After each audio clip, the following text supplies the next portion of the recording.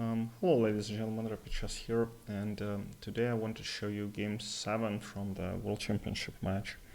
So what happened today is a draw. I think Nepo played it correctly. He didn't want to win back immediately because it's game 7. There are 7 games in front of him, and when you lost, you have to get back into the game, and every positive result counts,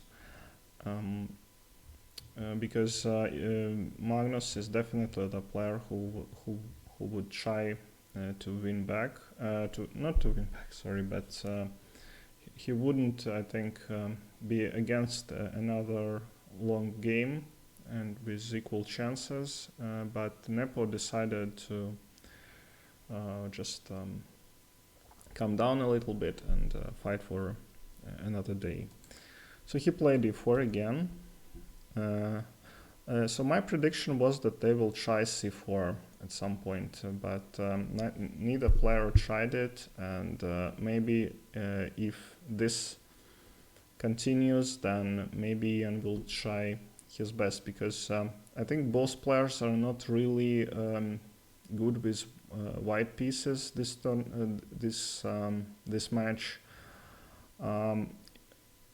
Maybe Ian was pressing in game 5, but like Engine was sure that it's all draws. Knight f6, castles, and bishop to e7. So they repeat this position for the third time. And Ian played a4. So again, anti-martial. In game 2, in game 1 he tried this h3, which didn't work out very well. So in this position, Magnus already tried this bishop to b7, which is also a good move. Okay, so so what's going on? So takes, h3, d6, d3, and knight c3. So this is a bit different plan. Ian tried the c3, c4, but after c3, this b4 is annoying. I don't know. Maybe it's not that great, but Ian obviously didn't wanted to just try something new here, because Engine actually with this c3 before gives some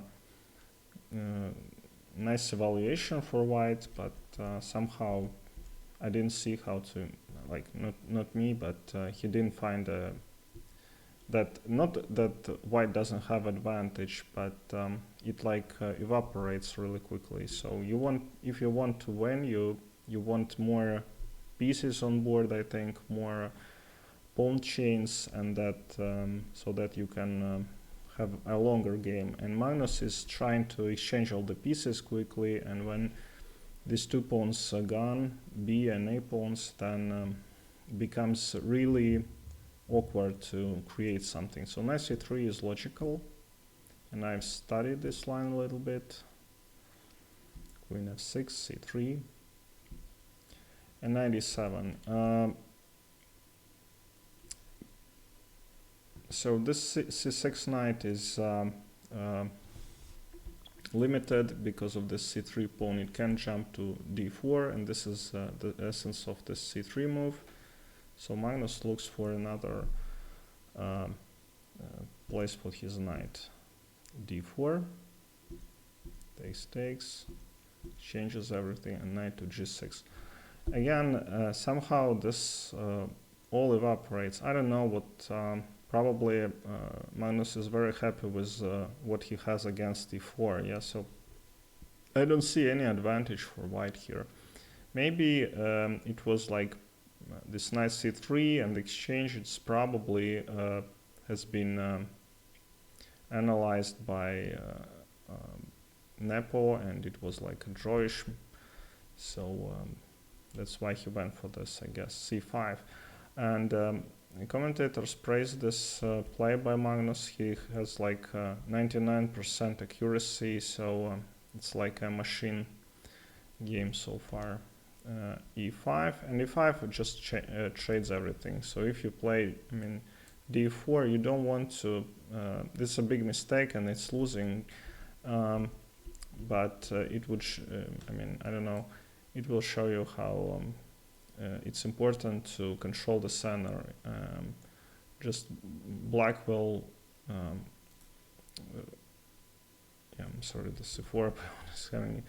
But I'm just saying that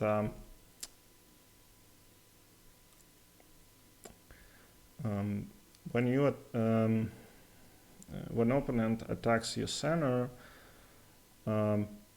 then if you can hold it, you have to exchange everything and quickly agree to a draw. So that's what happened. Takes. So they exchanged everything. And this is, yeah. So I don't know. It's like basically agreed draw. So they continued to move 40 and to move 40, and they agreed to a draw. So the next game, I think it's like 99.3% accuracy for both players. They haven't had a single like inaccuracy. And the next game, I think Magnus will not try to win so much as well, like in previous game when he got this a bit dubious position, I would say, but it was a big game and Ian fell for it. He went for a decisive game, and after that Magnus outplayed him. Okay, thank you very much for watching and see you next time.